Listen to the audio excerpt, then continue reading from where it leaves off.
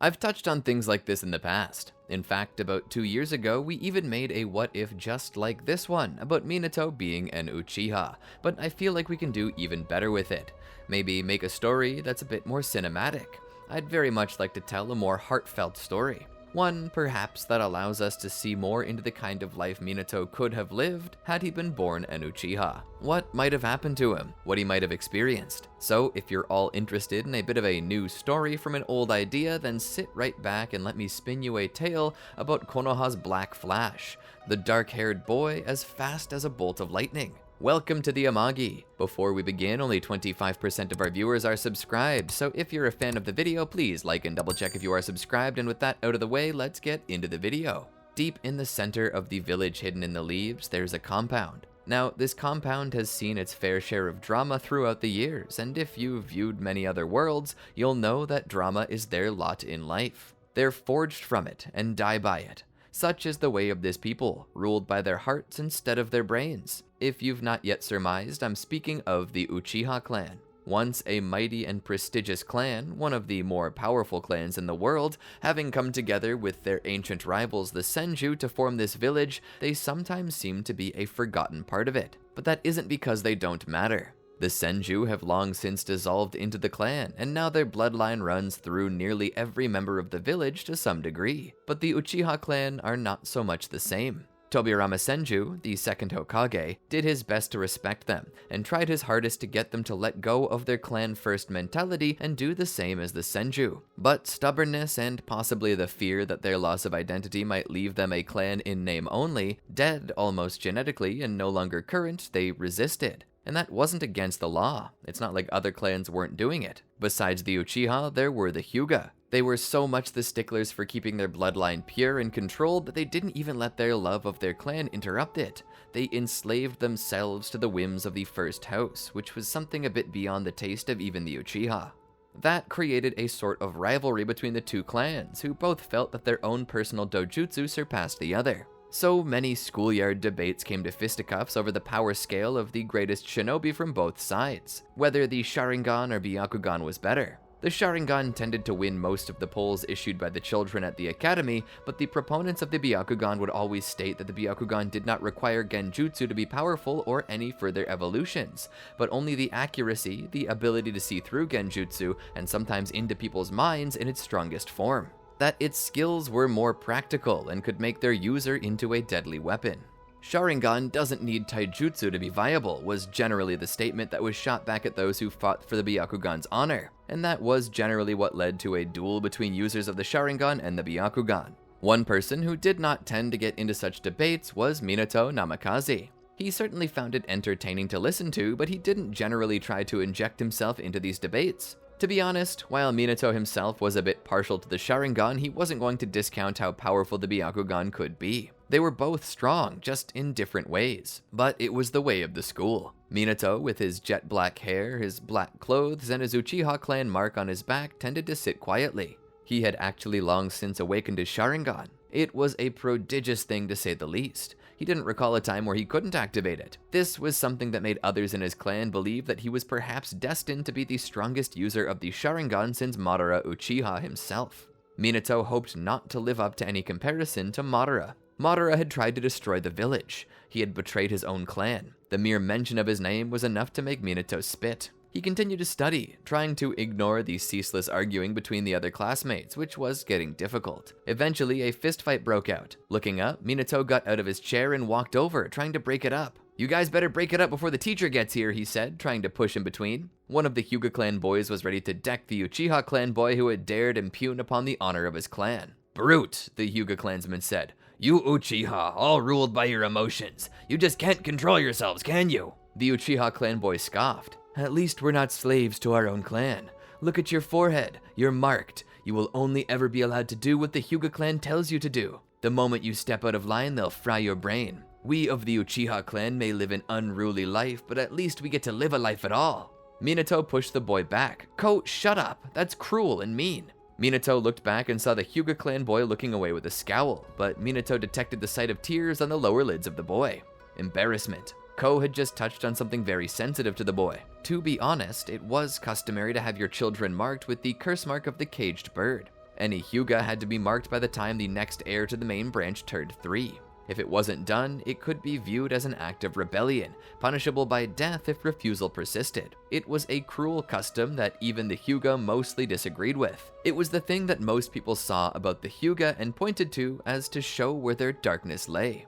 Ko, you gotta apologize, Minato said. Ko scoffed once more. Why? Why should I apologize for telling the truth? That boy fights for the Byakugan now because he's a slave to the clan who owns it.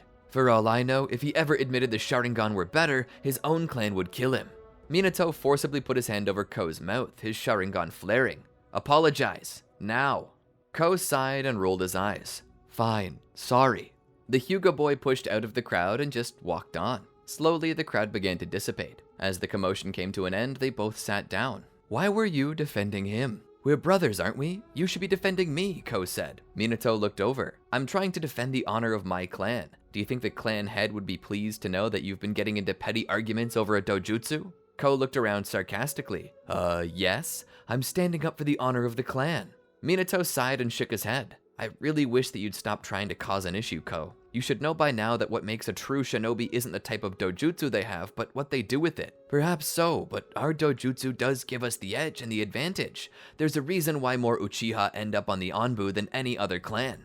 Minato put his pencil down and looked to his brother. And perhaps there's a reason why no Uchiha has ever been Hokage, Minato said. Ko smiled. Perhaps, but you plan to change that, don't you? Yes, but only if you don't screw it up for me, Minato said as he returned to his work. Not if I beat you to it, a third voice said, leaning over the desk behind her. What do you want, mater? The girl behind him grew red in the face, almost as red as her hair, to which the nickname came from. She was called Mater in class due to how her hair made her look like a tomato. She slapped him in the back of the head. You know I don't like being called that. Well, tough tits. If you don't want to be called Mater, then dye your hair. You should dye it green, Ko said. Then you'd be a green mater. A notebook was thrown into Ko's face. Ko was about to start fighting when Minato reached out and stopped him. You don't punch girls, Ko, Minato reminded him. Why not, Kushina asked. Afraid you'll lose? Ko began fighting against Minato's arm again. Minato threw him back into his seat. Bad, Ko, bad. Don't make me get the spritzer again. Ko sat there quietly. Enter Kushina Uzumaki, a transfer student from Uzoshio-gakure. Recently, the next Jinchuriki of the Nine Tails. She was small but strong, and despite her powerful reserves, she could hardly contain the power of the Nine Tails. Due to the beast's unruly chakra, only the Uzumaki or those of their heritage were deemed fit to be its Jinchuriki. This was due to both the increased chakra limits of an Uzumaki that could better encompass that of what was reputed to be the strongest tailed beast, but also due to their utilization of sealing jutsu. The Uzumaki were known for it. Many clans may have been practitioners of sealing jutsu, but only the Uzumaki could be named top dogs. Despite both of these things being present in Kushina, she wasn't very capable of controlling the Nine Tails. The entire village, or at least the vast majority of it, sat on top of a special sealing circle designed to further increase the Jinchuriki's control over the Nine Tails. And while Kushina could leave that circle, the moment she did, the Nine Tails' influence became noticeably larger. This effectively made her a useless weapon in the wars Konoha often waged, as the moment she left the village, she would become more of a danger to her allies as opposed to her enemy. But despite that, she set her sights high, hoping to become the first female Hokage in the history of Konoha. That technically made her Minato's rival. As the day dragged on, they finished their classes and began making their way home. Minato and Ko together strode back to the compound in a happy way. While it was getting late, it was also known that they had no homework to do, which meant that the rest of their day was free. So what do you want to do when we get home, Minato? Want to play Shinobi Strikers? Minato thought about it. I was kinda thinking about Ultimate Ninja Storm. Which one? Ko asked. Generations. Why Generations? You know 4 is better. Minato thought about it. I'm not sure. I just feel nostalgic about it. It was the first one I was ever invited to play when I visited Fugaku's house. Ko sighed. Then Generations it is, but I get to play as Hashirama Senju. Getting there, they were stopped by Fugaku Uchiha. Hey boys, ready to get schooled in Hashirama Kart? Minato wanted to play Ninja Storm, Ko said. Fugaku rolled his head back. Man, Minato, can't you pick a game that 3 people can play at the same time? Well, you are coming to my house, Fugaku. Shouldn't I get to choose the game? Perhaps, Fugaku said. But you should also be a good host and remember that I don't have to be there. Minato rolled his eyes. Hashirama Kart it is. This was a day in the life of Minato Uchiha. It was a simple life he lived, but it was a life he knew was going to lead him to greatness. And as the time rolled by, days, weeks, months, years, his tenure at the academy was drawing to a close. And through his skills and abilities, he was quickly noticed by many Jonin who were looking to start a team of their own. But none of the Jonin were as prestigious as the one who was watching him now. Minato Uchiha, huh? That's his name? Yes, it is, Hiruzen said as he took a long drag from his pipe, blowing out the smoke playfully in the shape of a ring. Are you interested in this boy, Jiraiya? Hiruzen asked. Jiraiya nodded. Something about him makes me feel like he's gonna be the one foretold to me by the Toad Sage. You really think so? Hiruzen asked. What makes you say that? Jiraiya shook his head. You can call it a gut feeling. Something about that kid could lead to the fulfillment of the prophecy. Shall I call him in then? Hiruzen asked. Jiraiya nodded. Yeah, I think I'd like to meet him personally. And so Minato was called into the office by Hiruzen. As soon as he saw Jiraiya sitting on the nearby sofa, Minato knew something was up. His reasoning and powers of deduction told him that this scruffy-haired dude was looking to train him. You asked for me, Lord Third? Minato asked. Indeed. Please sit. Minato did as bidden. Sitting down, he let a few moments pass. What is this about? He asked, with as much respect in his voice as he could muster. Your skills are impeccable, Minato. You're truly one of the most gifted students to ever study at the Konoha Academy for Young Shinobi. Due to this, you've attracted the eyes of many Jonin who wish to help you on your journey. Minato looked over at Jiraiya and then back to Hiruzen.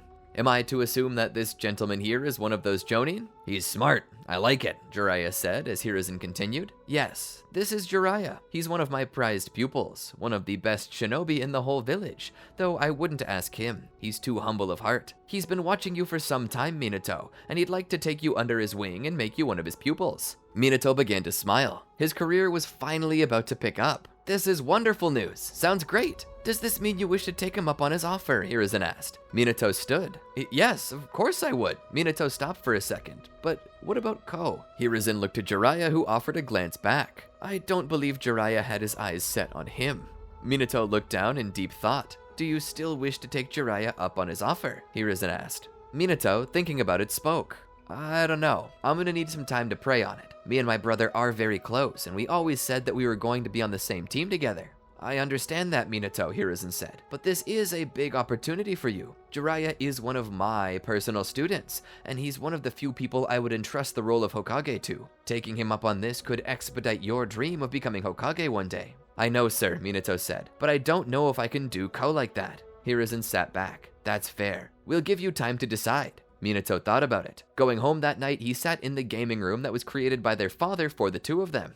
The spare bedroom they had was where they had set up all their gaming systems and anything else that would help entertain them. For all intents and purposes, this was Minato and Ko's own personal man cave. Yet today, as Ko played games, Minato sort of sat back quietly and watched. Hey, Minato, wanna play more Ninja Storm? I think I've finally got the hang of it. No thanks, you play, Minato said, drawing suspicion from Ko. Pausing the game, Ko looked back. You all right? Minato looked down, deep in thought. Ko stood and walked over, kneeling by the beanbag chair where Minato was currently sitting. Hey, what's wrong? He asked his brother, eyes full of concern. Minato looked down, twiddling his thumbs, and then back up. Today I got offered a position under a very prestigious Jonin. Well, hey, that's wonderful. Why are you upset? We should be celebrating. He didn't want you, Minato said. Ko stopped for a moment, trying to process what Minato was saying. He didn't... Ko then understood why Minato was upset. But you still want to go, don't you? Minato shook his head. I don't think I'm gonna take it, Ko. We already made the decision that we were going to be on the same team together, and that's what I'm planning to do. Minato, you can't turn down an opportunity like this. You gotta take him up on that role. Minato was fighting back the urge to cry. How can I enjoy it, though, if I know you're not gonna be there? Ko looked down. Minato, we were very young when we made that decision. The world just doesn't work like that. He put his hand on Minato's knee. I want you to take the position. You deserve it. It'll be good for you. Besides, you're the one who wants to be Hokage. I don't even care about that. I just want to be a good shinobi, Ko said, ending his sentence with a chuckle. But all the same, this was still upsetting Minato. Ko's chuckle vanished. Hey, Minato, I'm serious. Please, take that position. I'll be fine. I'll find my own way. You don't have to worry about me. I wanted us to stick together, Minato said, swallowing hard, trying not to cry. Minato, no matter where you go, I'll always be a part of you. I'll always be with you. Even if we're far apart, we'll be together. Minato could no longer hold it back. Tears began to roll down his cheeks. Ko pulled him into his embrace. Ko, I don't want to leave you behind. You don't have to, Minato, but you do need to think about yourself. I want you to take this position. That night, Minato laid in bed, eyes wide open, thinking about his issues. He didn't want to leave Ko behind, but he didn't want to stunt his growth as a shinobi. What was he to do? The next morning, Minato was summoned to Hiruzen's office again, where Jiraiya was waiting. Minato had mentally prepared himself for this moment. As soon as he entered the room, he saw Jiraiya leaning against the desk. Lord Fourth, Master Jiraiya, I'm sorry to say this, but I can't. Let me just stop you right there, Jiraiya said, throwing cold water all over the fire Minato had planted in his belly. Minato felt himself shrink in the presence of the kabuki-styled character before him. Jiraiya offered a smile. Yesterday, after you left, I decided to look into this Ko that you were talking about, and I found his resume to be pretty impressive itself. I think he'd make a fine addition to the team. So if you won't join my team without Ko, then bring him with you. No skin off my warty nose. Minato's eyes widened. You really mean that? Minato asked. Jiraiya nodded. All I ask is that you please take me up on my offer. You have so much potential, and I'd like to help you reach the fullness of it. Minato nodded heartily. Yes, sir. Definitely, sir. Can I tell Ko? Hiruzen was fighting and losing the urge to smile at this situation. Jiraiya looked down with a chuckle. Yes, Minato, you can. Minato raced out of the office to go tell Ko. At first, Ko was in disbelief, but when it finally sank in, he grew as excited as Minato had. The two boys quickly took to their new role as student and excitedly awaited the teaching of their master. Besides Minato and Ko, they were introduced to a third member of their team, Dekai. He was a boy with dark hair and dark skin, and he seemed to have hailed from a family that defected from Kumogakure during the First Shinobi World War. They waited for Jiraiya to show up as their team's leader, and when he eventually did, he went about getting to know them. Tell me a bit more about yourselves. I'd like to know more about the students that I plan on teaching, he said. Minato began. I'm Minato Uchiha. I like ramen noodles. I dislike anything wrong or evil, and my dream is to be Hokage. Jiraiya nodded. Yes, I know about you, and your drive to become Hokage is admirable. But what about you, Ko? I don't know as much about you. What is it that you like? Well, I enjoy video games. I like to play with my friends, and I'm considered a quick learner. I, like many other users of the Sharingan, have quick reaction time and a photogenic memory. I dislike sweet pickles with a passion, and my dreams are, well, I guess they're just to become the best shinobi I can be. Jiraiya smiled. A simple dream. Reminds me of myself. I never really cared to be Hokage either. Your abilities, while similar to Minato's, will be put to good use. I'm looking forward to seeing how you grow as a shinobi as well. Now what about you, Dekai? Well, I'm a member of a family that left Kumo during the First Shinobi World War. I'm proficient in lightning release jutsu, as that's my family's particular jutsu type, and I enjoyed quite a bit to stop by that barbecue place every so often and get me some of that sweet meat. As for things I dislike, it would be people of power who abuse their powers to hurt the people they're supposed to work for. It's the reason my family left Kumo in the first place. Jiraiya nodded. Ah, someone who likes to fight for the weak. A very Robin Hood personality. Very good for a shinobi, similar to me. What about you, Jiraiya-sensei? Ko asked. Jiraiya thought about it. Well, I am a shinobi primarily, but in my off time, I very much enjoy studying writing. I hope to one day become a novelist and tell stories that help the next generation. What are things you like, Jiraiya-sensei? Dekai asked. Jiraiya smiled as he thought about it. I really like a woman with a big, plump chest. He had one woman in mind, one that would forever remain his white whale. Looking down at the kids, he saw Dekai horrified, Minato trying to ignore what just happened, and Ko nodding his head with a smirk of agreement. A little embarrassed, he then spoke again. Anyway, I think that's enough getting to know each other. Now I'm gonna take you guys outside and put you to the test. Test? Ko asked. Yeah, I want to know what you're capable of. It's one thing to read about it in a file, but I want to see it in action. That's the only way I can truly tell if you're fit to be a part of my prospective Team 6. You mean you haven't truly decided yet? Dekai asked. Jiraiya thought about it. Well, I would very much like for you to be a part of my team, but I need to make sure that everything said in those files are accurate. It's one thing to measure a student based on GPAs and all that stuff, but it's a totally different thing to put them in the moment and see how they stack up individually and as a team. So follow me. He led them out into the nearby forest. I think this looks like a good place, he said. He proceeded to pull 2 bells out of his pocket. Do you see these bells here? These are essentially your future. Jiraiya tied them about his waist. Your job is to get the bells. If you can take them from me, you'll win. You'll become the members of my new Team 6. However, should you fail... Jiraiya looked away awkwardly. I don't think you want that. So when do we begin? Minato asked. Suddenly there was a puff of smoke and Jiraiya was gone. They were confused and looked everywhere for him. Suddenly his voice rang out from the distance, from a perch on the trees. It already has. He rushed into the forest.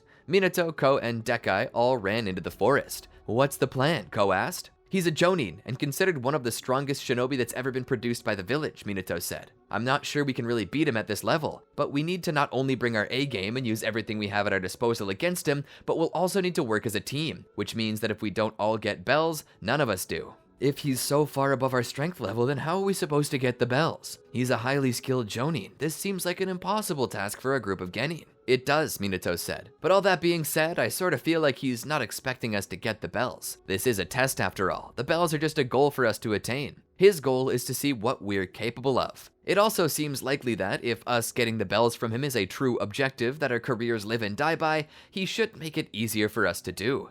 "You think he'll nerf himself?" Ko asked. Minato shook his head. "I'm not saying anything. What I'm saying is that we just need to stick together, do our best, and hope we pass whatever test he's making us perform." As they rushed through the trees, they spotted Jiraiya in the distance. "There he is. Ko, Dekai, flanking maneuver. Ko, go to the right of Jiraiya. Dekai, take the left. I'll drive him forward. Then we'll close the pincer." Both boys nodded their head and began to do as told. All the while, Minato kept moving forward. He began to will his body to move faster. He poured chakra into his legs. To a degree, one might mistake Minato for having lightning nature. His primary nature was actually wind, but despite that, he was trying to learn lightning style, and his mixing of techniques was allowing him to get far closer to Jiraiya through the increase in speed. Jiraiya looked back and saw Minato catching up. "Man, guy's a little dark-headed flash of lightning, isn't he?" To a degree, Ko and Dekai were now having a hard time keeping up, which was actually messing up their teamwork. Assuming that Jiraiya was trying to regulate himself to better match the team, Minato realized that his trying too hard was becoming a detriment, so he began to pull back a little and slow down. Jiraiya, looking back again, spoke. Guess he wore himself out." And just as Minato predicted, Jiraiya began to slow down as well.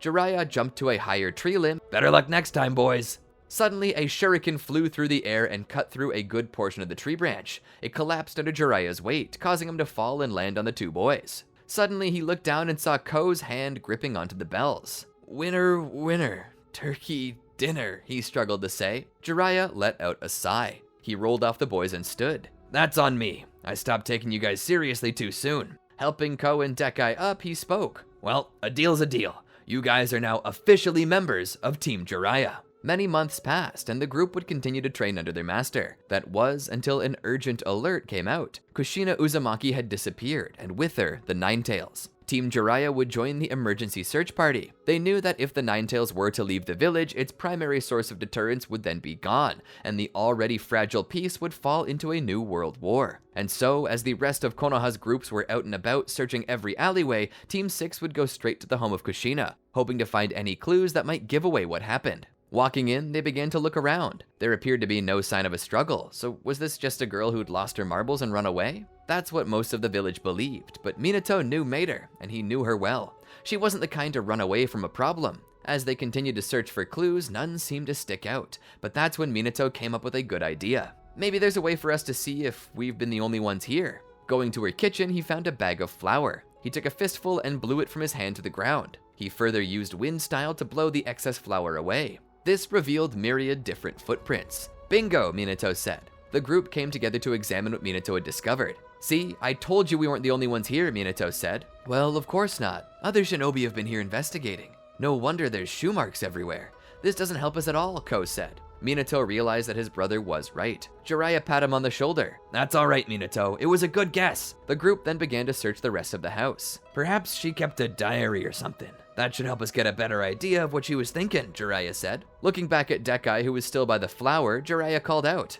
"You coming?" Dekai then spoke. "I think Minato was actually right." Jiraiya and the others walked over. "What is it?" Dekai then began pointing out certain footprints. "Look at these. These are just a little bit different. Have you noticed?" Jiraiya looked closer. "Yeah? What's your point?" Dekai then continued. "All the shoes worn by Konoha nin have the same bottom pattern because they're standard issue, but these over here have a slightly different pattern. They're more rigid on the bottom. This is to help one keep traction in a mountainous region. And these marks match these marks." "Where are you going with this?" Ko asked. "What I'm saying is that these shoes here are standard issue of our village while these here aren't. Yet they're uniform, meaning they're standard issue somewhere. Considering the shape, they're built for a mountainous region. I could deduce that this means shinobi from another village, particularly one in a mountainous region, and there's one that comes to mind, that I have a personal connection to." Jiraiya looked more closely at the tracks. He then looked up at Dekai. "Kumo nin." Dekai nodded. "I need to call this in," Jiraiya said. "We gotta focus our search on the regions outside of Konoha. They could already be out of the village by now." Jiraiya pulled out a radio. Sharingan activated, Ko took a mental image of the footprints. Minato, doing the same, noticed that there was long strands of red hair everywhere. Minato stepped outside with Ko. "Prints look like they're headed in that direction," Ko said.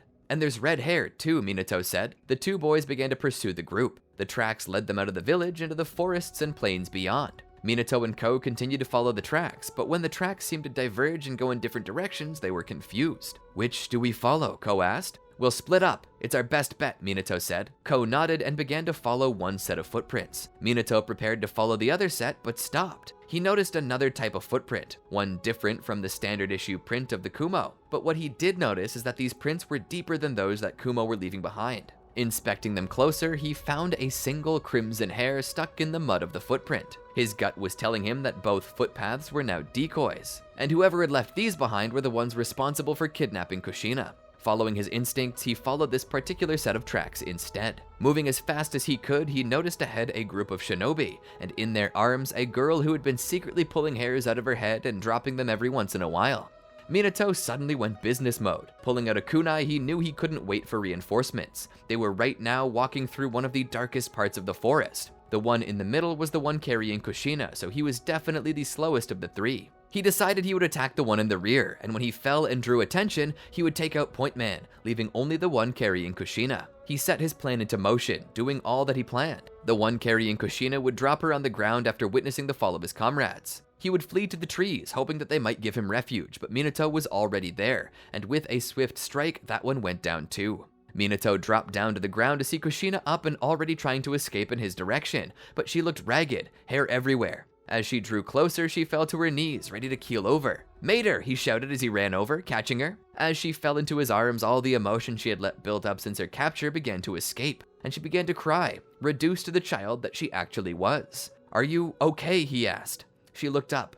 "How did you find me?" she demanded to know. Minato smiled. "I followed your red hair." He lifted her up into his arms and began to run off. "Why did God curse me with this atrocious red hair?" she said. "Oh, don't be like that. This red hair saved your life. I'd recognize it anywhere. It's unique." "It's different," she said. "Everyone always picks on me because of it. This is the only good it's ever done me, and it'll be the only good it'll ever do." "I think you're too hard on yourself," Minato said as he traveled across the treetops back toward Konoha. "So what if people make fun of it because it's different? It's not atrocious by any means." "It's so garish," she shouted. Minato shook his head with a sigh. "You're the only person I know who can go from being captured straight into a rant about vanity. Your hair's not that ugly, Mater. Stop it!" "Stop what?" "Stop calling me that," she said as she continued crying. "Everyone calls me that," she said as she hid her head inside of Minato's chest, prompting him to stop moving. "Everyone calls me Mater. I'm not Mater, I'm Kushina." Minato looked down at her. "You know, I only call you Mater because a tomato's the most beautiful of all veggies." She looked up at Minato. "What?" Minato seemed to blush a little. "Tomatoes are vibrant and red, and they smell like springtime. They taste like summer on a sandwich. And best of all, they become the best condiment in the whole world. Maters are the best veggie in the world. They're actually fruits. They're not a part of the vegetable line of produce," she said. Minato smiled. "Could have fooled me. Who would have thought that tomatoes were outsiders to veggies when they fit with the group so well? I guess that's another trait you share with Maters. You may not be from here, but you fit in so well. You're an honorary veggie." Kushina looked up at Minato with shock on her face. Minato smiled. "Anyway, I'm taking you home, Mater. Be sure to comb that ratty nest out. Make it look all pretty again instead of everywhere." It was at this moment that Kushina knew she had a thing for this Uchiha boy. He, like his hair, may have had a bit of a dark exterior, but inside he was pure gold. Upon returning Kushina to the village, Minato and the rest of Team 6 received commendations for their work. This did not go unrecognized by the Hokage or Jiraiya. Jiraiya walked into the Hokage's office. "What is it, Jiraiya?" Hiruzen asked. "I'd like to ask that you let my team take the Chunin exams." Hiruzen looked up. "I don't know if there will be a Chunin exams this year. We may just start handing out ranks." "You can't cancel it," Jiraiya said. "It's tradition, not to mention a show of power. We're headed into a second Shinobi World War, Jiraiya. I don't think we'll be able to." "Nah," Jiraiya said. "That's why you need to hold the exams. Maybe it'll scare off the other villages, and if it doesn't, well, at least you'll know you can rely upon your shinobi." Hiruzen thought about it. "You really want this for your team, don't you?" Jiraiya nodded. "Yeah. After the way they took charge, and not only learned where the Nine-Tails Jinchuriki was taken, but took the initiative and brought her back, they deserve to be upgraded to Chunin." Hiruzen thought about it. Jiraiya then spoke. Come on, Hiruzen-sensei. If war does happen, I want nothing more than to be able to face it head-on with my team.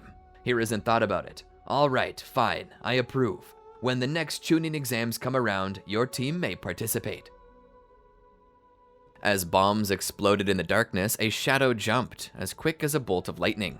It was followed by another shadow, and two more. The whistling of rockets rising and falling, distant artillery, and the clang of weapons as they clashed together could be heard. Battle cries, cries of pain, and echoes of death could be heard from the farthest corners of the forests and mountain ranges that extended out before them. Their garb dark and green, they stayed in the shadows. As they moved, Jiraiya spoke. That's been another mile. Mark. Minato would touch a tree trunk. This was one of the strategies they had thought up together. Since Minato's time training with Jiraiya, he had learned many techniques. More recently, one passed down to him from Hiruzen, who had learned it straight from its source, Tobirama Senju. This technique was the Flying Raijin Jutsu. It allowed the user to functionally teleport to any location, so long as a marker was there to set it apart. Minato had been tagging trees every mile, so that should they need a quick exit, they could teleport there. The best news was that at any time, Minato could teleport straight home with his team. So if anyone was wounded, he could get them immediately to the hospital. This technique was one of the best space-time jutsu that one could learn, and Minato loved it so much that his team complained that it had basically become his whole personality. The Black Flash of the Leaf.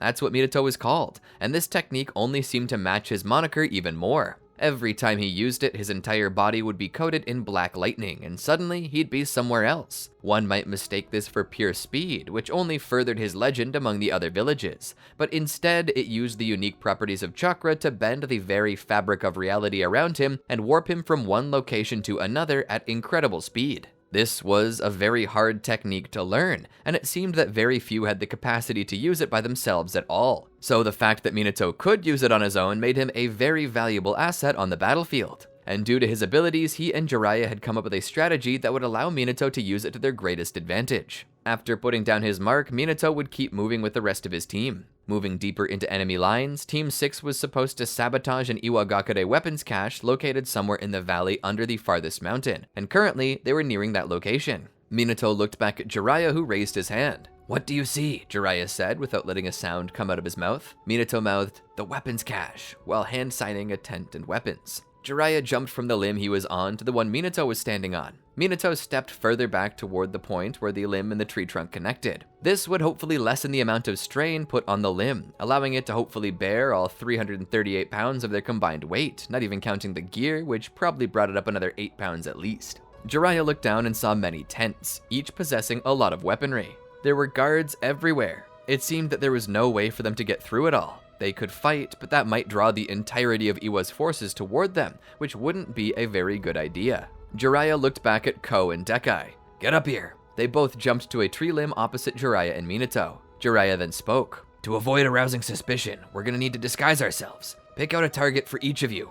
One close to the perimeter that nobody'll notice. Rope dart them, and then shapeshift into them. From there, we'll each take a single section of the camp, and go about placing paper bombs in with the weapons. Ko and Dekai nodded. They got into position. Do you have your targets? Jiraiya whispered. Minato, Ko, and Dekai nodded. Then execute. Jiraiya tossed his rope dart and grabbed an Iwanin close to the edge and pulled him toward them. It was a perfect execution. Not a single soul noticed. Minato did the same, and while it was a bit more risky than that of his master, it seemed to go off without a hitch. Minato looked up at the life he had just taken and felt a sense of sadness. He had to struggle with himself. Looking at this man, his mind wanted to say he had a family, he had a wife, he had kids, a story. And while each of these things was possibly true, Minato knew he couldn't center on them. He couldn't dwell on it. Ko and Dekai were next. They each threw their rope dart, but they hit a snag when they realized they targeted the exact same victim. The execution was botched and a sound was made. This was enough to draw attention from one of the other Iwanin.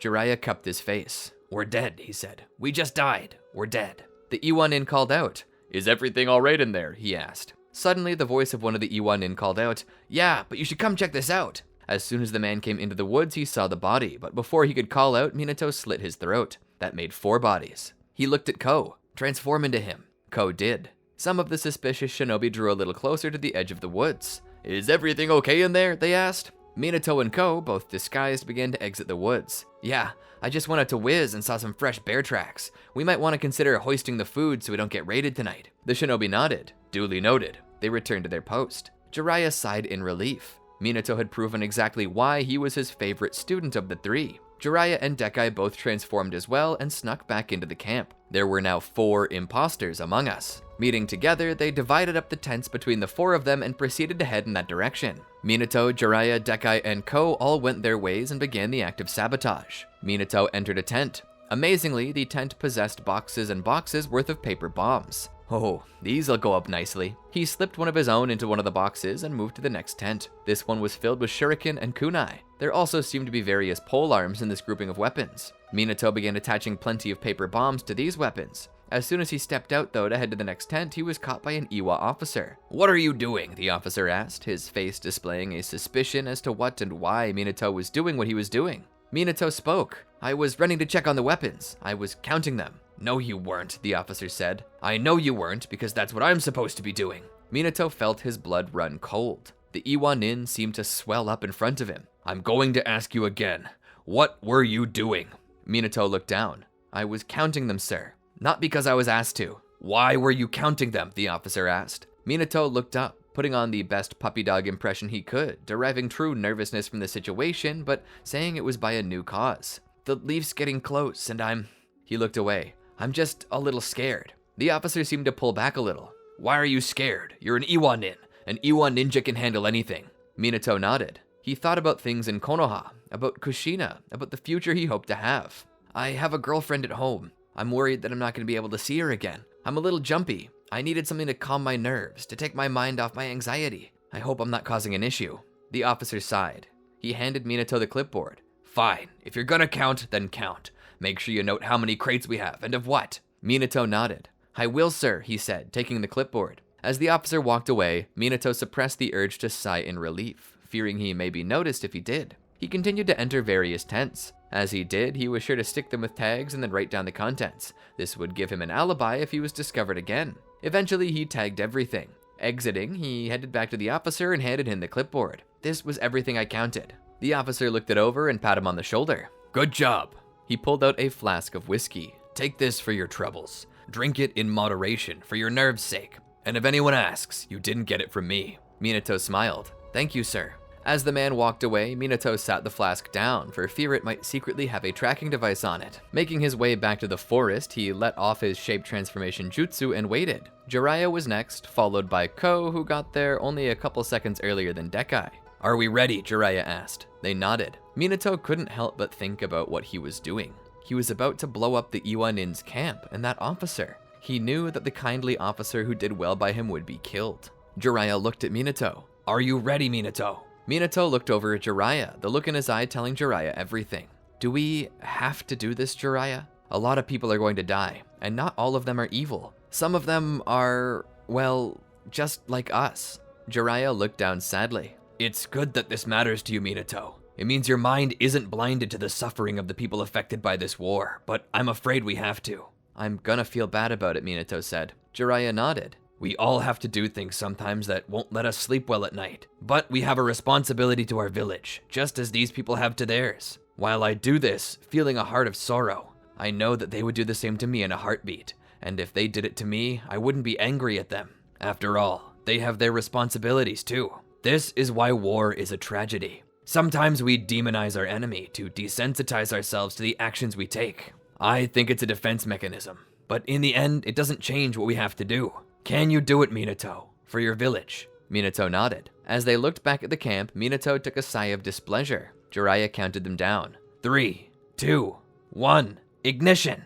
They all raised their fingers up in a half-ram symbol. With this, the entire camp went up in an explosion. Using the flying Raijin, they all appeared on a high tree about a mile away. They got out their binoculars to look at what happened. The entire camp had gone up, and it seemed that half of the mountain's face was now set ablaze. "I think that's mission accomplished," Jiraiya said, lowering his binoculars. Looking over to the right, though, he noticed in the tree opposite them, 2 shinobi had climbed up to take a look at the commotion themselves, and they weren't Konoha nin. The 2 shinobi, conscious of what Team 6 had done, jumped from their tree to Team Jiraiya's tree, getting into a scuffle with them that brought them down to the ground. As they rolled, they managed to break free of the shinobi. "Who are they?" Minato asked. Jiraiya, now having a clearer view of them, knew exactly who they were. "That's Roshi and Han of Iwagakure. They're the Jinchuriki of the 4 Tails and 5 Tails. They're the ultimate weapons of Iwagakure. What are they doing here?" Jiraiya then realized that they stumbled upon a secret counteroffensive that they didn't have any intel on. Han and Roshi were there to lay waste to the western front. Jiraiya looked at Minato. "Minato, do you have the coordinates ready? We need to get out of here as fast as we can." Minato nodded. The team got very close to Minato just as Roshi and Han were forming tailed beast bombs to destroy them. As the balls were launched, Minato grabbed his team and shouted out, "Flying Raijin Jutsu!" Suddenly, they were teleported to another tree a mile away, where they saw the end result of the tailed beast bombs. The sound of the explosion finally caught up with them, along with the concussive wave. "They just tac-nuked the entire forest," Ko shouted in terror. "We've got Jinchuriki on the ground. We need to get to the western front and let them know about this." "Aren't they currently engaged in battle against Suna?" Minato asked. Jiraiya nodded. "Yes, they are. This is why we need to let them know that Han and Roshi are in play. If they get flanked, and they release tailed beast bombs of a size like that, we could see the decimation of the entire 109th Division." Minato's eyes widened. "That's Fugaku's division." Jiraiya nodded. At about that time, they saw the sudden rise of two beasts, one that looked like a horse and another that looked like a gorilla. "We need to hurry," Jiraiya said, knowing that those beasts could catch up to where they are now in a matter of moments. Using Minato's flying Raijin Jutsu, they teleported all the way back to the front lines. There they found Fugaku, who was serving under the commander of the 109th Division, his father, clan head Usagi Uchiha. Serving as the clan head since the time of Madara's departure, Usagi had been a well-respected leader in Konoha since long before even the First Shinobi World War. Taking on the role at a young age, he was the only remaining member of Madara's direct bloodline through a cousin who managed to survive the war. Or at least that's what Usagi claimed. Whether this was true or not was not to be seen, but most of the Uchiha respected him as the leader of their clan, and as such, he was recognized by Konoha too. Jiraiya rushed in to talk to Usagi about this as Minato came to Fugaku. "Fu, we need to get men ready. There's about to be an attack." Fugaku was surprised. "What do you mean?" Minato began to explain that on their way back from the mission, they came across Han and Roshi, both of which were heading in the direction of the 109th. Fugaku was shocked. It was at about then that his father came out of the tent. "Get the rear guard. Prepare for battle." "You can't," Jiraiya said. "You'll be facing off against the two flaming hammers of the stone. They have the destructive potential to completely annihilate you and everyone else here. Don't underestimate the power of the Uchiha. Rear guard to stations." It was then that the forces of the 109th Division moved to cover the north while the front lines to the west continued their scuffle with the sand. Jiraiya and the rest of Team 7 stood there by the tree line and watched. As they did, ready for war, they heard the distant cry of large monsters. The very ground reverberated with the sound of thuds, massive weight being applied to the ground quickly and powerfully, signifying a sprint. Minato began to sweat as he thought about these things. The sheer power of a tailed beast was enough to send a shiver down any man's spine, but to face off against two at the same time? Minato was wondering how so many were keeping it together. Looking over at Usagi, standing there valiantly, a face full of surety, he wondered what the man might have planned. Minato looked forward. The thuds were getting stronger, meaning they were getting closer. The roars began to shake the very heavens, prompting some shinobi below to cover their ears to protect them. Suddenly, snapping the trees like so many twigs, Kokuo came sliding to a halt. Opening its mouth, it released a stream of pure steam, so hot that it might boil the skin right off your body. But before the steam could hit them, they were suddenly covered by a translucent wall made from all the colors of the rainbow. Minato was shocked. "Is this?" Suddenly, a few Uchiha standing in the front began to walk forward toward the beast. They formed their own specific colored chakra around them, developing a large armored avatar. "That's the Susanoo," Minato said, having only read about it in a book. His eyes sparkled with joy, having forgotten to be afraid. This technique was the ultimate technique of the Uchiha. And currently, about 5 Uchiha were facing off against Kokuo with their Susanoo. Ethereal shields and swords formed from every side, striking back at the tailed beast. "This is impressive," Jiraiya said, seeing how well they'd got the battle under control. "But something feels wrong. Where's..." Suddenly, Son Goku appeared from the trees.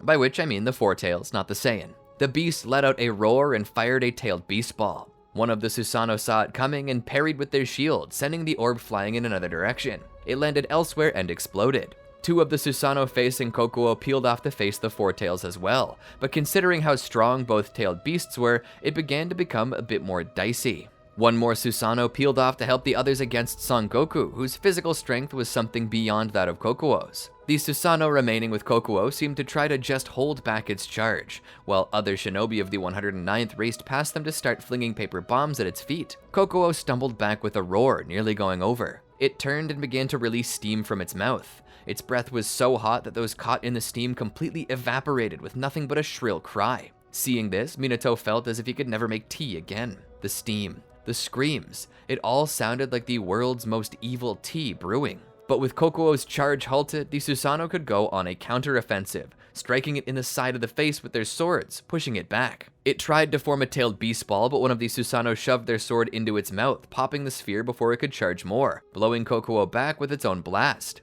Usagi smiled. "See what I told you? We Uchiha are not to be underestimated." It was then that there was screaming behind them. Usagi turned around to see what the commotion was. The western line had broken. They were retreating.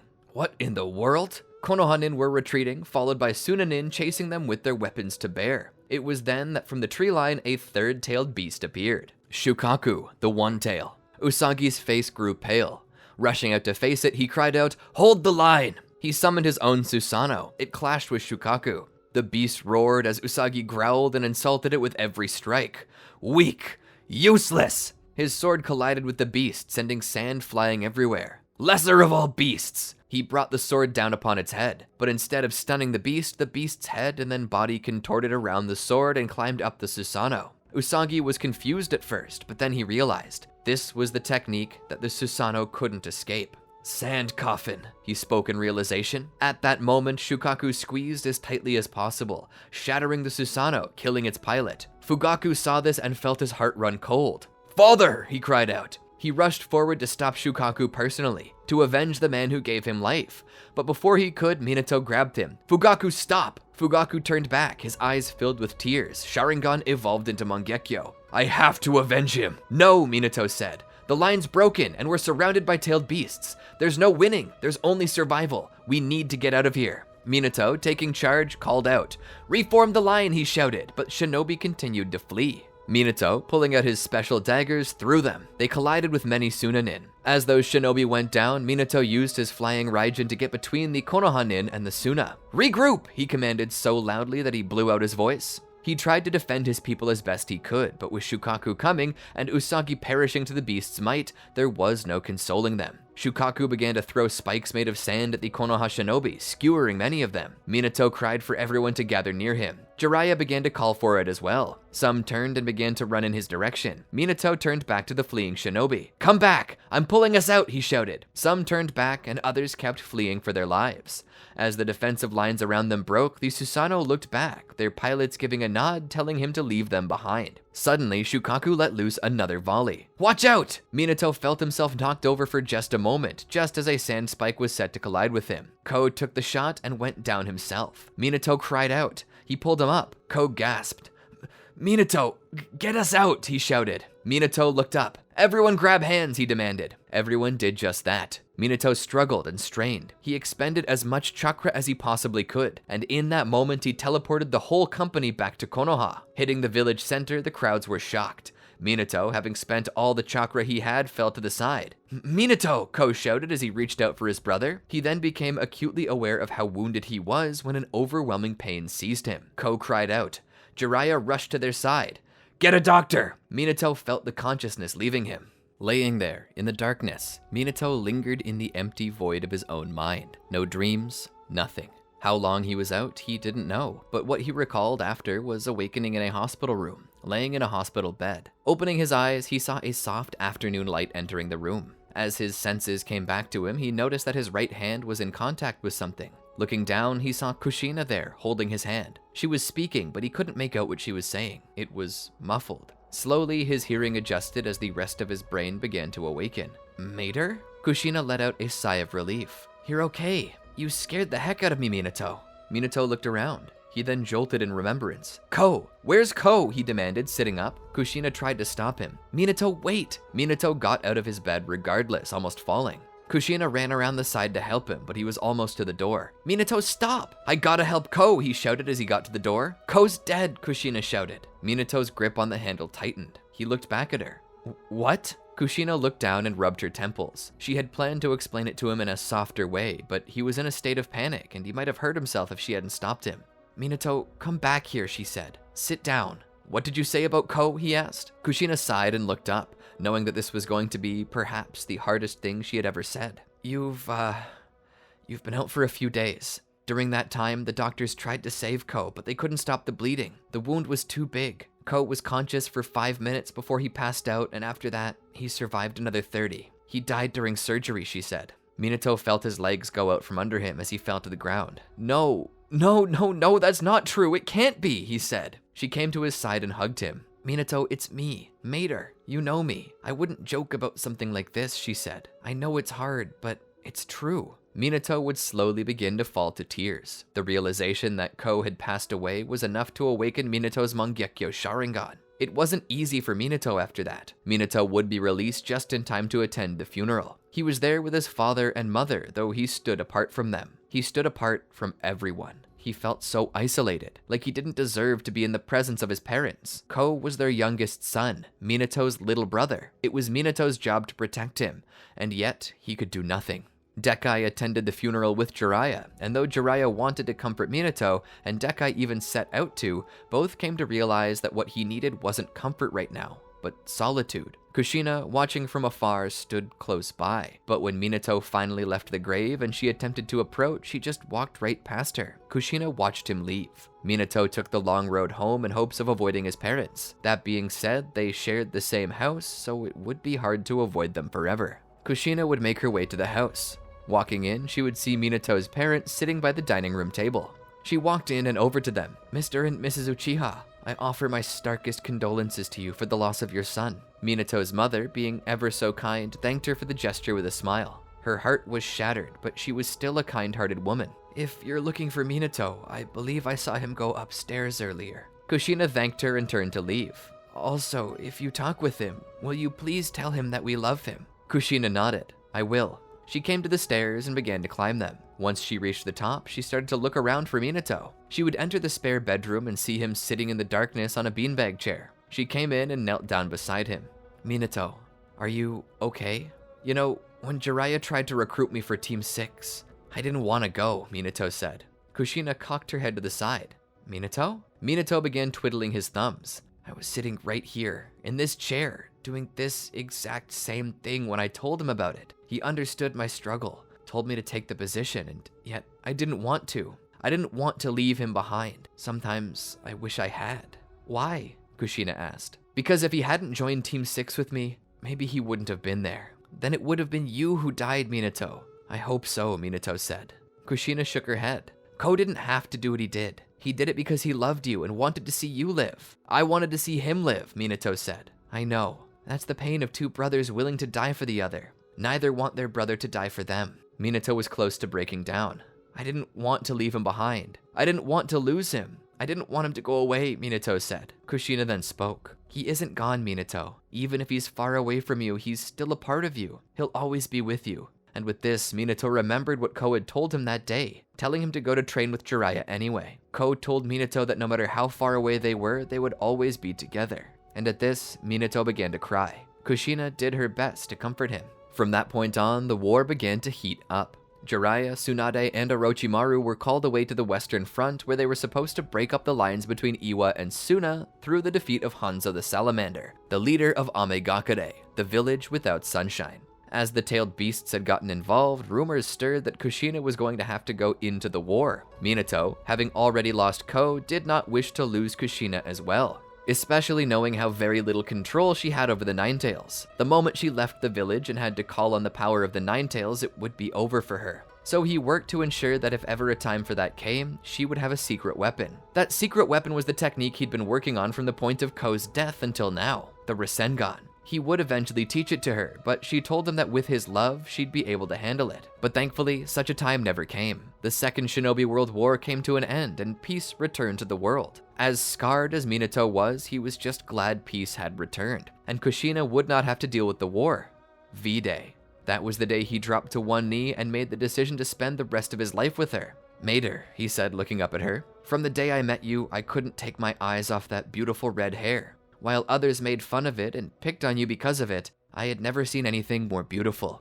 You were self-conscious about it, but I found it to be one of your many best features. Taking her hand, he kissed it. Kushina, I don't have a ring yet, but I can't wait a moment longer. I have to ask you, will you marry me? Eyes overrunning with tears, she fell to her knees and hugged him. Yes, Minato, I will marry you, she said. finally cementing their love with the vow of marriage, Minato and Kushina began their new life together. Minato would show Jiraiya the ninjutsu he completed, and due to the many feats of heroism Minato had accomplished over the course of the war, as well as the Rasengan, an A-rank jutsu, Minato would finally be brought up to the rank of Jonin. And just as Jiraiya had done for him, Minato would do for others. Kakashi Hatake, Obito Uchiha, and Rin Nohara would be placed under his care. This was the birth of Team Minato, and the start of Minato's time as a mentor of his own. But sadly, hard times were on the horizon. Though the Second Shinobi World War had only just ended, a third was on the horizon. But Minato was going to be ready to meet it, this time with his own team. Minato's eyes opened on one summer day to look up into the ceiling. Today was just another day, and though he felt like wasting it in bed, he knew he had responsibilities to take care of. The scent of bacon and eggs frying in the distance caught his nose and beckoned to him. Smiling, he began to get up. That's when the fire alarm went off. Panicking, Minato raced out of his room, tripping and falling down the stairs. "Minato!" Kushina cried out as she stopped flapping the oven mitt in the direction of the screeching box on the ceiling. "Where's the fire?" he asked. "There's no fire, baby. It was just smoke from the bacon." He began to rise. "Are you okay?" she asked. He nodded. "Yeah, why did the alarm go off?" "Well, it's because I'm making a lot of bacon today. We have guests." Looking over Kushina's shoulder, he saw Kakashi, Obito, and Rin. Kakashi as stoic as ever, Rin averting her eyes, and Obito laughing and pointing. "Nice boxers, Minato-sensei," he shouted. Minato looked down to realize he was still wearing his heart-covered boxers. His face turned red with embarrassment. Taking Kushina's oven mitt as if it could do anything, he retreated to the upstairs bedroom where he could make himself look presentable. Kushina turned around with a sigh. "Obito, did you really have to say all of that?" Obito wiped his eye. "Sorry, Miss Kushina, I just couldn't help myself." Kushina began to set out the plates and cups. She began to divvy up the food. "Orange or apple?" she asked. "Orange," Kakashi said. Rin followed up with apple, and Obito, simply because Rin chose it and Kakashi didn't, chose apple as well. Kushina then poured the juice of each flavor into the cups, getting some orange for herself and Minato. Eventually, Minato met them downstairs in his full shinobi attire. "Sorry about that, guys. I was just waking up." "Like sleeping in, huh?" Kakashi said, his skepticism clear on his face. Minato, attempting to take charge of the situation to reinforce his image among his students, spoke as he sat down. "Sometimes getting a little extra sleep is good for the body, mind, and soul. A good shinobi knows when to give 100% and when to rest." He looked up. "Besides, I just got back into the village yesterday from a secret mission." "A secret mission?" Obito exclaimed in excitement. "What was it about?" "It's a secret. You think I'd tell you?" Minato chuckled. Looking at his plate, he complimented the food, and by extension, the woman who had prepared it. As they sat there, they gave thanks to the one who provided the food in general and proceeded to eat. Everyone was very well-mannered, save Obito, who was scarfing while talking. "So, what are we doing today?" "I had planned for us to do a little training. The Chunin exams are just around the corner, and I've been nothing but impressed by Kakashi's abilities since we started our little mentoring arrangement. I think he's long since ready to be a Chunin, but I also have to think about Rin and you, Obito. I need to see if you're ready. As I've already taught you, a team lives and dies together, so I won't allow one of you to participate and not the rest." "Don't you think that stunts my growth a little, Minato-sensei? Why should my future be dictated by a do-nothing like Obito?" "Hey, how dare you call me a do-nothing?" The two were about to go to blows before Minato kicked them both in the shins, causing both boys to quickly pull their legs up only to bump their knees on the table. A double ow was heard from the two as Rin sat there bobbing her head, acknowledging her teammates getting what they deserved. "Kakashi, don't be mean. Obito, don't be violent." Minato then spoke. "Never forget that the person who decides whether you move up from Genin or not is me. When you're no longer a member of my team, you can choose for yourself how fast you grow, but until then, we all grow together, okay?" "Maybe I don't want to be a part of your stupid team," Kakashi muttered. "Yeah, well, when you find a team that'll actually willingly take you, Kakashi, let me know and I'll transfer you." Kakashi sighed and looked away. Kakashi had always been a trouble genin. Not because he broke the rules, but because he had such a bad habit of reporting everything everyone did, no matter how minor. He was such a stickler for the rules that to a point, he was impossible. He expected someone who would be the perfect Jonin who taught the perfect Chunin, and such a Jonin did not exist in Konoha. Kakashi's bar was so high that it left him with nobody to choose from. He had to choose imperfect teams, and when they didn't meet his standards, he reported them. And when he reported them, his entire team grew to dislike Kakashi and would eventually request a transfer. Even Minato had been reported 3 or 4 times since he took on Kakashi, but at least Minato was patient. If he hadn't been, Kakashi's career would have been fried. Minato was Kakashi's last chance at being a shinobi, and maybe deep down Kakashi understood that too. Didn't make him alter his behavior any though, and Minato simply overlooked it. "What are we going to be doing today, Minato-sensei?" Rin asked. "We're going to be doing a three-way hunt. We're going to simulate a war between 3 villages, of which you each will represent one member of that village. You 3 will seek each other out and attempt to defeat the other." "So basically, this is a get curb stomped by Kakashi simulator," Kakashi said. This drew Obito's ire. "I wouldn't be so sure," Minato said, "because this isn't just a fight we're doing. There's a lot about war that's more than just combat. This is going to be a 4-day exercise. For the first day, as well as the second, you'll be spending time collecting food, attempting to survive on your own in the forest. What you'll take with you is nothing but a map of the area and a scroll. On the 3rd day, we'll do an intel gathering exercise. Your mission for that day will be to find the base of the other shinobi and try to take their scroll for yourself. But here's the catch. You can't take your scroll with you, nor can you open it up. And on day 4, we'll finally have a free-for-all battle, where the exercise doesn't end until only one remains." Wow, that sounds interesting. But what's with the first 3 days? Why do we have to do that? Why not just a regular battle? Obito asked. "That's because this simulates the various missions we'll undertake as Chunin. So this is a get curb stomped by Kakashi extended edition exercise. Do a bunch of other stuff and still get beaten." "Not exactly," Minato said. "You see, within the scrolls will be a special item that you can't claim until the 4th day's final match. You won't be able to open the scroll for the first 3 days. But on 6 a.m. on the 4th day, the seals on the scrolls will break, and you can retrieve whatever's inside of them. It could be a game changer." "I doubt anything in those scrolls will be a game changer against me." "We'll have to wait and see," Minato said. So after breakfast, they all went out to the forest to begin. Minato looked at his watch. It said it was noon. "All right, time to go," he said. He handed them each a scroll. "Go wherever you wish, any direction, so long as it remains within the forest. Remember, at 6 a.m. on day 3, wherever the scroll is that you hold, it can't move more than a 10-feet radius from its location, else it's an auto failure. Only those who do not own the scroll can break that part of the seal. If it's stolen and retrieved by the original owner, then they're free to carry it wherever they desire from that point onward. Be safe, be smart, and kick butt." Then they disappeared into the trees. Minato sat there for a while. What none of them noticed was that Minato had planted a tracking device on the scrolls, which allowed him to know exactly where they were on the map, something which would allow him to keep track of them over the next few days. Not only would it help him stay up to date on this little mock war he had set up, but it would also allow him to make sure that his students were in no real danger. Being able to keep tabs on them allowed him to know if they were starving to death or in some situation where their lives were on the line. That allowed him a manner of control over the situation that didn't muddy the waters too much. But of course, this was more than just a simple training exercise to grow physically stronger. There was a moral to it, and Minato wanted to teach his students that as well. So after a few hours, he would go check up on his team. Obito had found an old tree hollow where the bark was weak. He camouflaged the opening to it with some stripped bark that allowed him to hide within, stay warm, and out of the elements. He had done very well. He was currently out picking berries and finding nuts and mushrooms, things he could eat. Minato was very careful to teach them what they could and couldn't eat, and that being said, this was one of the more dangerous parts of the test that he couldn't affect. He just had to trust that they wouldn't eat anything poisonous,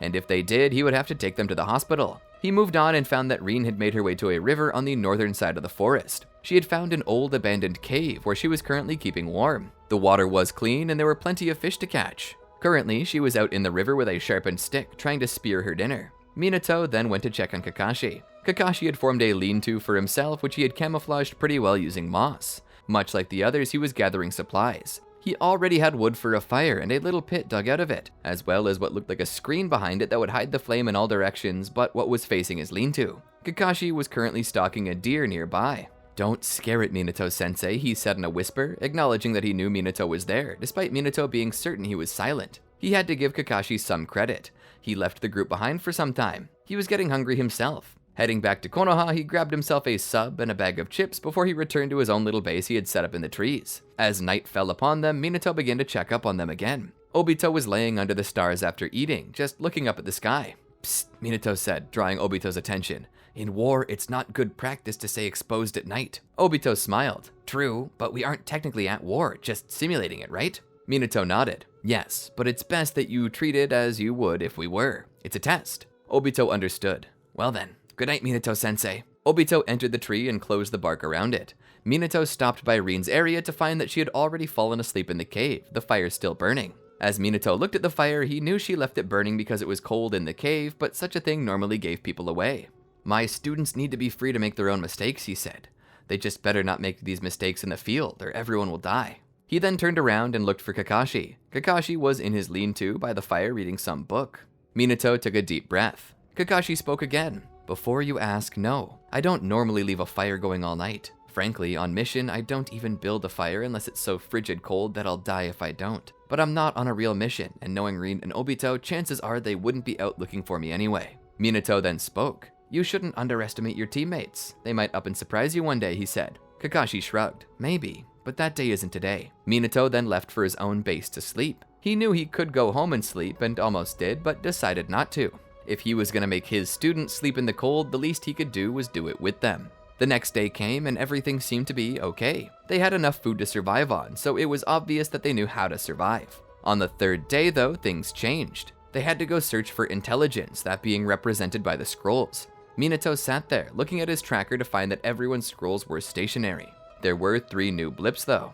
You see, while everyone was asleep the night before, Minato placed a new tracker on them that they shouldn't notice. And now those trackers were allowing Minato to stay informed. As the day began, Obito seemed to be the only one leaving his scroll behind.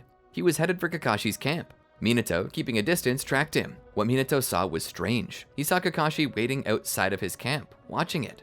What's he doing? Minato wondered. He then saw Obito enter the camp, grab Kakashi's scroll, and take it out of the 10-foot radius. Kakashi then sprang into action, taking Obito down and taking his scroll back immediately. Clever boy, Minato said to himself. He baited Obito to take the scroll so he could break the seal and carry it with him elsewhere. He learned Kakashi was backtracking the signs Obito left behind to find his scroll. Yeah, Kakashi really is on a different level. After his failure, Obito made his way to Rin's camp. Minato decided to follow Kakashi, only to find that he had already captured Obito's scroll as well. But as he watched Kakashi, suddenly Minato's Mangekyo Sharingan activated. He wasn't sure what was happening, but he got a vision in his eye. In this vision, he saw a still frame of Rin in the river, falling backwards as a grizzly bear approached her with hostility. Realizing Rin was in danger, Minato used his Isetsuhiko to teleport in that direction to an area nearby.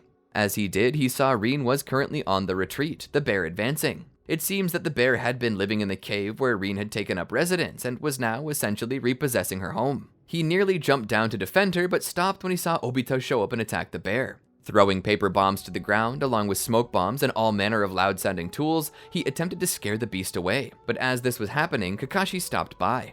He saw them facing the bear, but instead took the scrolls for himself and left them. After the bear fled, Obito helped Rin to her feet and back to the cave, where he tended to her scraped knees. It was then that she discovered her scroll was missing. She threw a pebble at the side of Obito's head.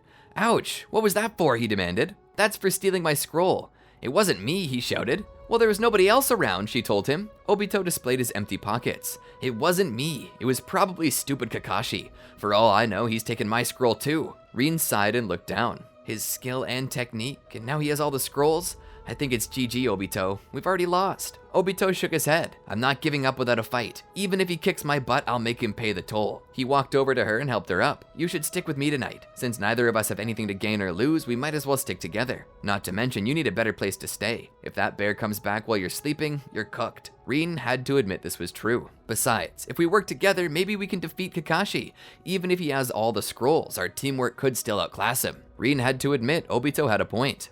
And if we defeat Kakashi, then we can fight for victory if you want. Rin nodded and followed his lead. Minato smiled as he watched. This was exactly what he hoped they would do. And so, the 4th and final day came. Minato fired a flare gun into the air that would catch the attention of his team, causing them to head toward where the flare came from. Upon getting there, Rin and Obito were ready to face Kakashi, who was arriving at the same time. We're gonna defeat you, Kakashi, Obito exclaimed. Kakashi smiled. 2 versus 1. You really are desperate. But whatever, maybe it'll give you a chance now that I have these. He pulled out all 3 scrolls. Feels just like Christmas morning. Now, to see what I got. He opened the first scroll. From inside, he pulled a fidget spinner. Huh? Kakashi checked the scroll, but all it contained was that little toy. Quickly, he opened the other 2 and found that all that remained within them was a cute plush bear and a new book titled The Tale of the Utterly Gutsy Shinobi. Kakashi was confused. Minato-sensei, what's this? Minato smiled and scratched the back of his head. They're gifts I got you guys for this test. You said the scrolls would be game changers, he shouted. Minato nodded. Yeah, they are. Just look at Rin and Obito. They've teamed up against you. The game certainly has changed. Kakashi shook his head. That's not fair, Minato-sensei. It's plenty fair. Now fight. The 3 clashed, but Obito and Rin fought together, whereas Kakashi fought alone. Despite how good Kakashi was, Rin and Obito's teamwork seemed to give him a run for his money. It was coming down to the wire, as the difference between Kakashi and each individual peer was being covered by their teamwork. In the end, Obito and Rin still lost, but not without pushing Kakashi to his absolute limit. As they all fell back after Kakashi's victory, Minato knelt by his students and spoke. "Do you understand the meaning of this little training exercise?" "That you're a dirty cheater," Kakashi said. Minato chuckled. "No. The meaning is that sometimes mercy is as important as anything else. Everyone we face, even if they're our enemy, is a person, each of them fighting for the honor of their village. Many of them you might have been friends with if they had been born in Konoha. Sometimes the best way to win a war isn't to kill someone or leave them to die, but to rescue them. We won't always be at war. Yesterday's enemies could become tomorrow's allies, and one day, when the bitter cold of the next world threat comes, you're gonna wish you had more friends. That's what I was teaching you guys here today." Obito and Rin picked it up. "You did not, Kakashi, but I won't fail you because you did complete what I asked you to do. I just wish you'd open your heart and let your team in. You're so strong, but you all could be so much stronger if you just worked together. Anyway, as to reward you all for surviving this, the gifts in the scrolls are for you." He offered Rin the plush bear. "It's ironic that you got attacked by a bear." "You sure you didn't have anything to do with that?" she asked with a smile. Minato couldn't help but smile. There might have been a summoning contract in his back pocket that he never wanted them to know about. He then looked at Kakashi. "For you, the tale of the utterly gutsy shinobi. I know you enjoy Jiraiya-sensei's works, but I think I'd be happier seeing you read this one rather than the smut he tends to write. Maybe you can learn something from Naruto." He then turned to Obito. "Yours is the simplest one of them all, Obito, but it's the most special." He held up the spinner. It was red and possessed Tomoe on it. It looked as if it were designed after the Sharingan. "When I was your age, my brother Ko gave this to me. I was caught in a bad place where I was afraid I'd have to leave him behind. He told me to use it to always remember the family I had, and that no matter the distance, people always loved me." He put it in Obito's hand. Obito, being the crybaby he was, couldn't help but tear up over this. "Thanks, Minato-sensei." Minato put his hand on Obito's shoulder. "I know you've been upset because your Sharingan hasn't awakened yet, but you must know there's so much more to being an Uchiha. So much more than just a special eye that some people never awaken. The Uchiha are the clan of heart. Easily wounded, we die for those we love. Never let go of love, Obito. Hate will come and try to take it from you, as it tried to do when I lost my brother. But if you hold on to love no matter what, the darkness will slowly fade. That's the truth that the Sharingan sees. Love conquers hate. Light conquers darkness." After this, the Chunin exams did come around, and while Kakashi seamlessly passed, as did Rin, Obito did not. Minato did his best to help Obito keep courage, and so for the next year, Obito pushed his limits until he made it to Chunin. Both fortunately and unfortunately. The day Obito passed the Chunin exams, Kakashi became a Jonin, and that was really tough. Obito felt overshadowed, but Minato was sure to help Obito know that he was seen, giving him a special kunai just as he had given to Kakashi, and taking them out to eat to celebrate my team's advancement and growth, as Minato said. But it was at this time that the Third Shinobi World War was being waged, and eventually his team would be sent to war as well. Their mission was very simple: find the Kanabi Bridge and destroy it. Doing so would cut supply lines to Iwagakure, which would expedite the end of the war. When the village could no longer withstand the weight of their own poverty and starvation, they would sue for peace, and Konoha would gladly give it to them. But as the mission began, Minato had a vision. In his vision, he saw Fugaku Uchiha,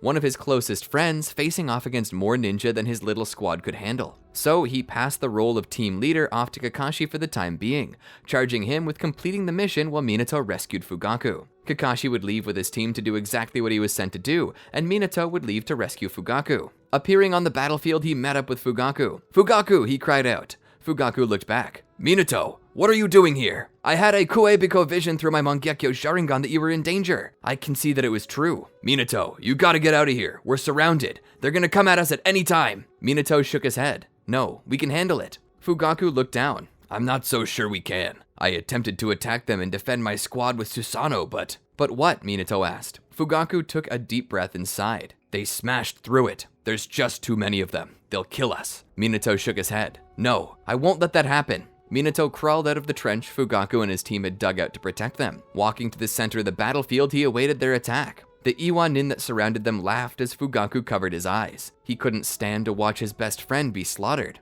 Or perhaps it was simply that everyone was underestimating Minato. He looked forward toward the others. "Come and get me," he shouted. They began to rush at him. Minato summoned his Susanoo, a brilliant gold Susanoo, sparkling like lightning from the sky. It rose and bore its weapon and armor. As they drew closer to him, it almost looked as if Minato's Susanoo was teleporting around and killing swath after swath. People fell to the ground without even realizing that they had just died. Fugaku was amazed. While this had seemed like magic to everyone else, this was just Minato using his ability as he always had. And what that ability allowed was for him to not only teleport, but to stop time for a moment. When time stopped moving, only Minato could move within it. To him, the world faded to gray. People who were in the middle of running were partially off the ground. People in the middle of a blink had the weirdest expressions, and those who Minato killed would remain unaware of their death until time resumed. It was such a strange feeling when time was no longer moving. Minato could feel his own heartbeat had stopped. He no longer needed to breathe. Only when he stopped time was he consciously aware of the sound his own heartbeat made, because now there was nothing there for his hearing to detect. He recognized its absence. It was eerily quiet to know that the whole universe had stopped moving. The only sound to be heard was Minato's own breathing and the sound of the stones beneath his feet. In the form of his Susanoo, he began to carve large swaths through the enemy. The longer he held time stopped, though, the more his eye began to strain, burning like he hadn't blinked it, despite it being closed. It felt like pink eye the longer he held it, and with Susanoo on top of it all, he could do nothing more than cry tears of blood. He had to shut it off for a moment to let time move again. The sudden return of all sounds and sensations was a shock to his system every time. In this way, Minato hated stopping time, but he couldn't lie. It was a valuable technique to have. One guy who was currently running toward Minato saw Minato jump from one location to another. He then turned to continue chasing Minato before his legs fell out from under him. He had been bisected just below the ribs and didn't even know how it happened. But as he laid there and perished, he looked around and saw shinobi from all around falling and dying as well, with no apparent cause save the sudden appearance of marks shaped like the Susanoo's trail. Minato's movements were so fast and impressive that neither Sharingan nor Byakugan could track him. This was the full speed of Konoha's Black Flash. His nickname no longer derived from his black hair, but because he moved so fast that one could not even see the trail. He just stopped existing in one location and started existing in another. It was so fast that at times there appeared to be two Minatos on the field, and this wasn't a trick of the light. There truly were two of him, one from before time was stopped and another one after time was stopped. The distance between the moments was so infinitely minuscule that even reality couldn't keep up, and there were simply two on the field for every time he stopped. More than once, Minato even seemed to notice his future self where he was going before he even got there. That's how fast he was. His speed and time hacks was just that good. He was all but invincible for so long as the technique lasted, and within a few moments, the tide had completely turned. The Iwa Nin were running so fast from him that the moment the story reached Iwa, they declared a flee-on-sight order of the highest magnitude. There simply was no way to fight him, so all shinobi in Iwa were simply told to drop everything and flee the moment he came around. Minato, though, had strained his eyes, and while he waited, he knew he needed to recover, as there was so much blood in his eyes he could hardly see. Fugaku let him rest for a time in the trenches with them, and then he was free to clean out his eyes, get something to eat, and take a short nap. The chakra drain from using this technique was high, and Minato needed time to rest, so that's exactly what he did. But as he rested, his Mangekyo activated again, and he saw something. He saw a half-blinded Kakashi rushing from a cave as Obito was crushed. Sitting up, he realized what he had seen. Apologizing to Fugaku for leaving so abruptly, he teleported to where he was going only to see the cave from his dreams. Seeing the cave collapsing, he disposed quickly of the shinobi who had done this, and then proceeded to the mouth of the cave where he saw Rin rush out. He pulled her closer and looked inside to see Obito throw Kakashi out of the cave just as the ceiling began to come down. "Isetsuhiko!" he shouted as time around him came to a stop. He couldn't hold it for long. He rushed in toward Obito. Suddenly, time began again. Kakashi hit the ground and looked back. Rin cried out, "Obito! Minato-sensei!" She began to cry loudly as she fell to her knees. Kakashi stood, unable to believe that his mentor and his teammate were gone. As he sat there, unsure of what to do, he suddenly heard a rumble. From out of the rubble, a giant golden Susanoo appeared, rising up. Within the chakra avatar, a bloody Minato stood. In his arms, an equally bloody and unconscious Obito. The Susanoo stood up in the sun, gleaming like a guardian angel who had fulfilled its duty, disappearing like the same. Minato touched the ground, falling to his knees. He still held Obito. Rin rushed over. She began to quickly check over Obito as the team's own personal medic. Kakashi walked over to Minato. "Sensei, are you okay?" Minato nodded. "Yes, I am, but I'm so tired."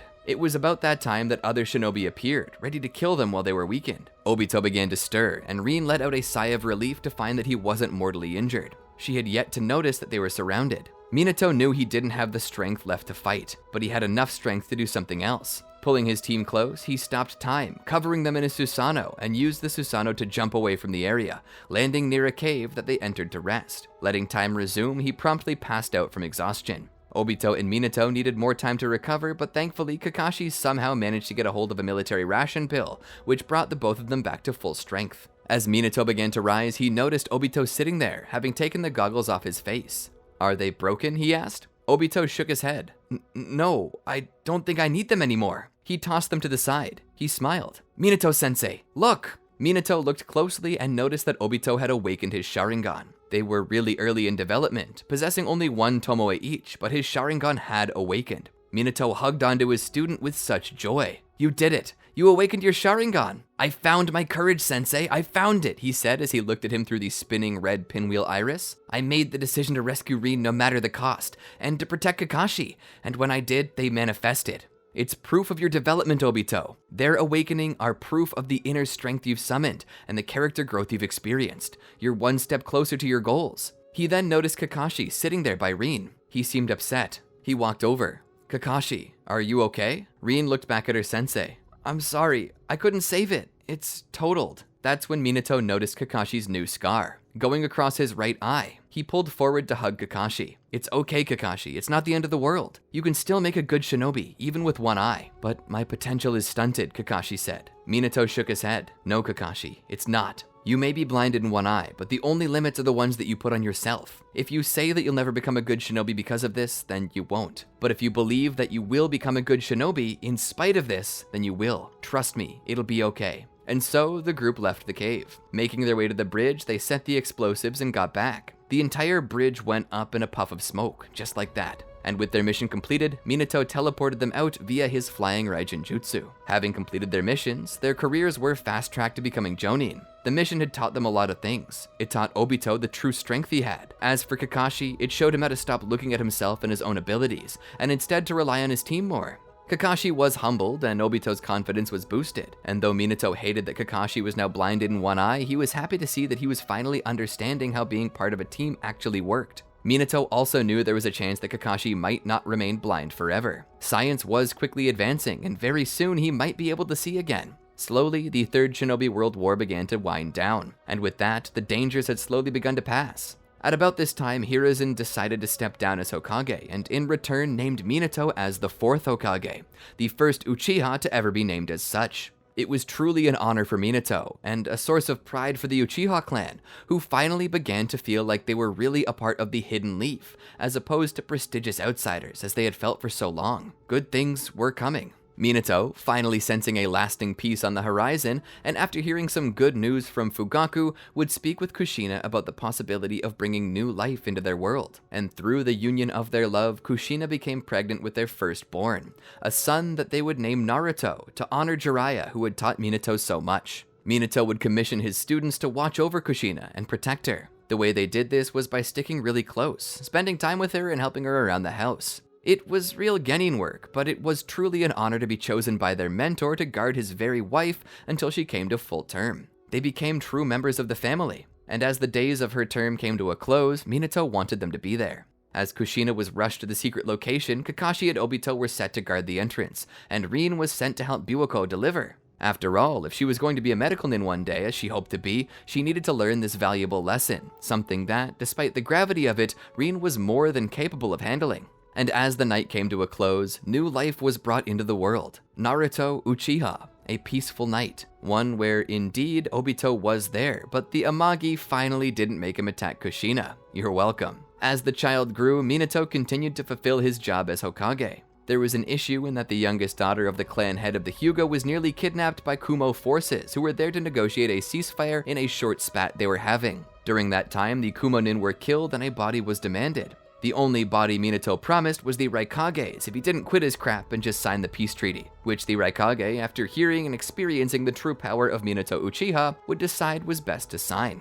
Not long after, word reached Minato that Orochimaru was doing some dirty dealings in the village and was responsible for the kidnap, inhumane experimentations, and ultimately the death of hundreds possessing Kekkei Genkai. Orochimaru would be confronted and brought to justice, imprisoned for what would be the rest of his life. True, lasting peace would finally be brought about through the efforts of Minato. As he sat back in his chair, he watched his students grow, and as his own child grew and entered the academy, he knew that one day he would assign one of his own students to teach him. But that was still a while away, and thus they lived happily forever after.